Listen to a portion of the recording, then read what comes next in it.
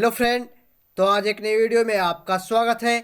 तो आज की इस वीडियो में हम दिल्ली यूनिवर्सिटी के बीए प्रोग्राम का एक सब्जेक्ट है जो कि history of Indian from earliest time up to 300 century, जो कि 300 शताब्दी का इतिहास के बारे में इस सब्जेक्ट में दिया गया है। जो कि इसका आज हम इम्पोर्टेंट क्वेश्चन का जानने का प्रयास करेंगे, जो कि बहुत ही इम्पोर्टेंट क्वेश्चन है एग्जाम पर्पस के लिए, जो कि दिल्ली यूनिवर्सिटी का रेगुलर, एनसीवेब और सोल तीनों के लिए यह इम्पोर्टेंट क्वेश्चन होने वाला है। तो चलिए स्टार्ट करते हैं इस वीडियो को बिना देरी किए हुए। तो ये देख सकते हो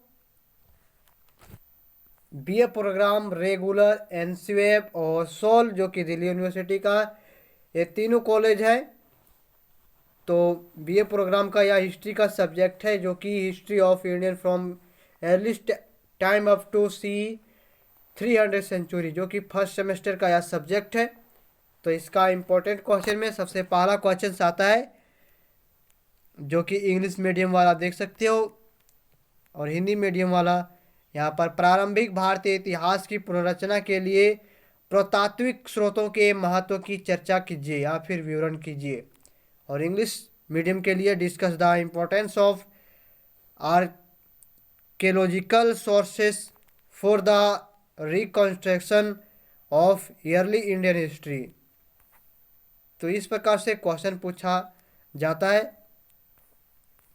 इसी में और में आएगा, इसी क्वेश्चन को पूछ सकता है कि discuss the importance of archaeological sources for the reconstruction of ancient Indian history, जो कि प्राचीन भारतीय इतिहास की पुनर्निर्माण में पुरातात्विक स्रोतों के महत्व की विवेचना कीजिए।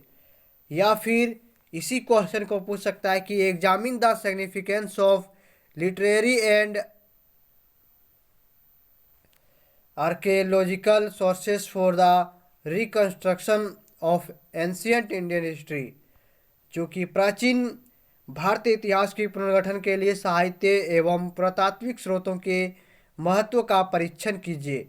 तो इस प्रकार से तीनों क्वेश्चन का सेम आंसर होगा।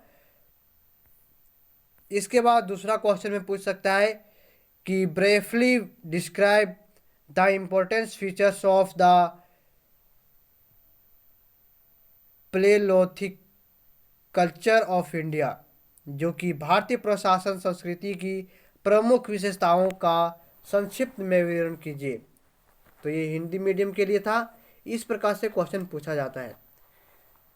इसके बाद तीसरा क्वेश्चन में दिया गया है कि bring out the salient features of Neolithic cultures of India, जो कि भारत की नवपाषाण संस्कृति की प्रमुख विशेषताओं को स्पष्ट कीजिए।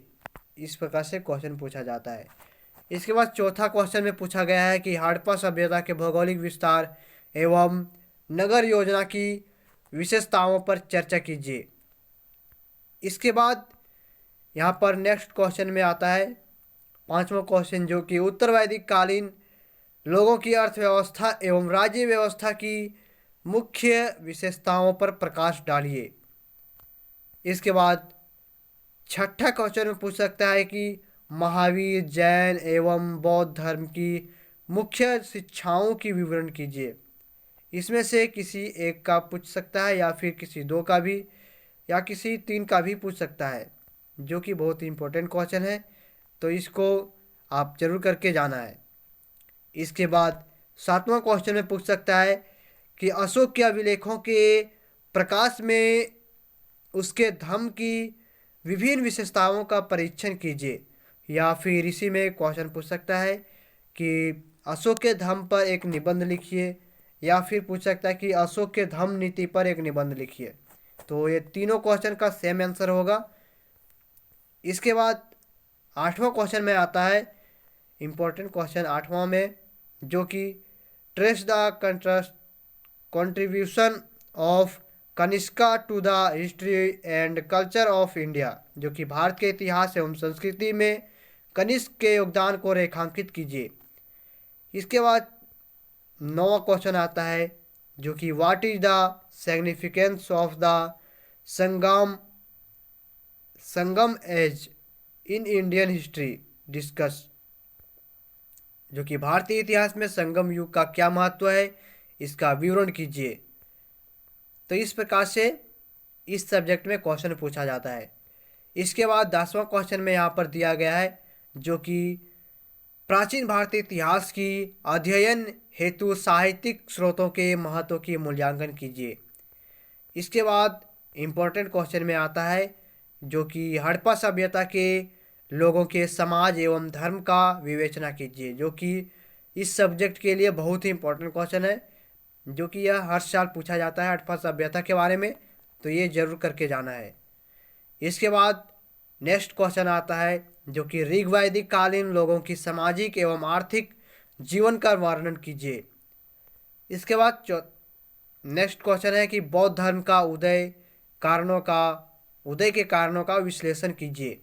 इसके बाद नेक्स्ट क्वेश्चन पूछ सकता है कि हड़प्पा सभ्यता की अर्थव्यवस्था का विवरण कीजिए। जो कि हड़प्पा सभ्यता का पूरा डिटेल्स में सभी जानकारी को जान लेना है, क्योंकि किसी भी क्वेश्चन को पूछ सकता है, या फिर सामाजिक के बारे में पूछ सकता है, या फिर अर्थव्यवस्था के बारे में पूछ सकता है, या राजनीतिक के बारे में पूछ सकता है।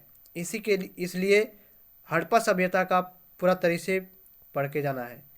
इसके बाद नेक्स्ट क्वेश्चन आता है कि उत्तर वैदिक कालीन के दौरान राजनीतिक व्यवस्था एवं समाज में आए परिवर्तनों को रेखांकित कीजिए। इसके बाद नेक्स्ट क्वेश्चन आता है जो कि सातवाहन राज्य व्यवस्था एवं अर्थव्यवस्था का वर्णन कीजिए। इसके बाद नेक्स्ट क्वेश्चन में पूछ सकता है कि भारत की प्रागैतिहासिक संस्कृतियों की मुख्य विशेषताएं का वर्णन कीजिए। इसके बाद नेक्स्ट इम्पोर्टेंट क्वेश्चन आता है जो कि उत्तर वैदिक काल सामाजिक एवं आर्थिक अवस्थाओं पर एक निबंध लिखिए। इसके बाद संगम साहित्य के आधार पर तमिलकम की सामाजिक एवं आर्थिक दशा का वर्णन कीजिए। इसके बाद नेक्स्ट क्वेश्चन आता है जो कि सातवाहन प्रशासन की मुख्य विशेषताओं पर निबंध लिखिए। इसके बाद बहुत ही इम्पोर्टेंट क्वेश्चन आता है इस सब्जेक्ट के लिए जो कि भारत की प्रशासन एवं मध्य पाषाण संस्कृतियों की समीक्षा कीजिए। जो कि यह बहुत ही इम्पोर्टेंट क्वेश्चन है। इसके बाद नेक्स्ट क्वेश्चन आता है जो कि भारत की प्रागैतिहासिक संस्कृतियों की मुख्य विशेषताओं का वर्णन कीजिए। इसके बाद आता है शॉर्ट नोट्स के बारे में, जो कि 4 आएगा, उसमें से 2 करना है, जो कि जिसमें से शैल कला, महापाषाण सभा एवं समिति, गौतमी पुत्र सातकर्णी, वैदिक साहित्य, हड़प्पा सभ्यता का पतन, मगध, शक वंश, महाजनपद। तो ये संक्षिप्त टिप्पणी जो कि शॉर्ट नोट्स हैं, बहुत ही इंपॉर्टेंट। तो ये सब इस तरह से क्वेश्चन पूछा जाता है इस सब्जेक्ट में, जो कि टोटल आपको 5 क्वेश्चन करना होता है, जिसमें से लॉन्ग क्वेश्चन जो कि ये 22 नंबर तक है, इसमें से इस प्रकार से क्वेश्चन पूछा जाएगा। 8 क्वेश्चन, इसमें से आपको करना है 4 क्वेश्चन और एक शॉर्ट नोट्स दिया जाएगा, उसमें से 4 आएगा, जिसमें से 2 शॉर्ट नोट्स को आपको लिखना है। तो इस प्रकार से इस सब्जेक्ट में क्वेश्चन पूछा जाता है। तो ये वीडियो कैसा लगेगा ज़रूर बताना कमेंट करके। और अगर इस वीडियो या इस क्वेश्चन से आपको एग्ज़ाम में थोड़ा बहुत हेल्प मिलेगा तो आप ज़रूर बताना एग्ज़ाम के बाद कि कैसा आएगा आपका रिजल्ट। तो चलिए फिर से मिलते हैं कोई नए सब्जेक्ट के साथ, तब तक के लिए बाय। जय हिंद, वंदे मातरम।